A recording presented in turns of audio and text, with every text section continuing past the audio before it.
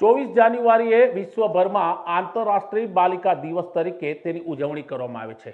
ત્યારે 24 જાન્યુઆરીએ ગુજરાત વિધાનસભા 1 કલાક રાજ્યની 1300 દીકરીઓ ચલાવશે, એટલે કે રાજ્યની 1300 દીકરીઓ ધારાસભ્ય બનશે અને તેઓ સરકારની જેમ 1 કલાક ગુજરાત વિધાનસભામાં રાજ્ય માટે સરકાર ચલાવશે।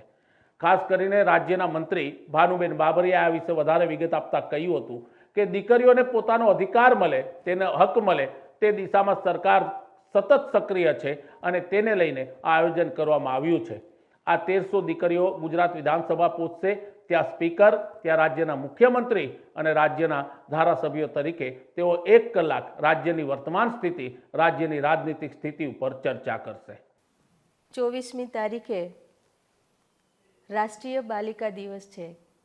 એ અવસરને વિશેષ અવસર બનાવવા માટે થઈને એ દિવસની ઉજવણી વધુ સારી કઈ રીતે કરી શકાય, દીકરીઓને આ અવસરે અમે મહિલા અને બાળ વિકાસ વિભાગ તરફથી અમારી સાથે પાર્ટિસિપેટ કઈ રીતે કરી શકાય એવો એક વિચાર વિભાગના મંત્રી તરીકે જ્યારે મને આવ્યો ત્યારે વિભાગના અધિકારીઓ સાથે ચર્ચા કરી કે દીકરીઓ સાથે આપણે એક એવો કાર્યક્રમ કરીએ કે દીકરીઓને લાઈફ ટાઈમ પોતાના જીવનમાં એ દિવસ યાદ રહે।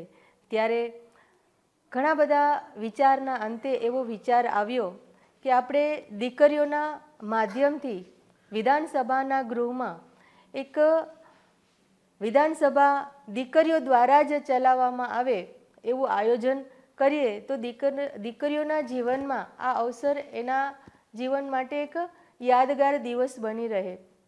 એટલા માટે વિધાનસભાના અધ્યક્ષશ્રી સાથે અમે વાત કરી કે ગૃહમાં અમે દીકરીઓ દ્વારા જ વિધાનસભા ગૃહ ચલાવવા માગીએ છીએ। 1 કલાકનો અમને સમય મળી જાય અને આ વાતને અધ્યક્ષ સાહેબે વધાવી લીધી અને એક દિવસમાં એકી સાથે સમગ્ર ગુજરાતમાં ગુજરાત વિધાનસભામાં બાલિકા દ્વારા વિધાનસભા ગૃહ અને એ ગૃહને અમે નામ આપ્યું છે તેજસ્વીની વિધાનસભા। એ જ રીતે તે જ દિવસે સમગ્ર ગુજરાતમાં કોર્પોરેશનમાં જનરલ બોર્ડ અમારી દીકરીઓ દ્વારા ચલાવવામાં આવશે અને એ જ રીતે જિલ્લા પંચાયતમાં સામાન્ય સભા મળશે।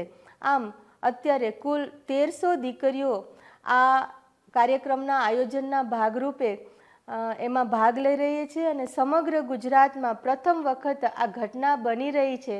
એકી સાથે આટલા મોટા પ્રમાણમાં આ કાર્યક્રમ થવા જઈ રહ્યો છે।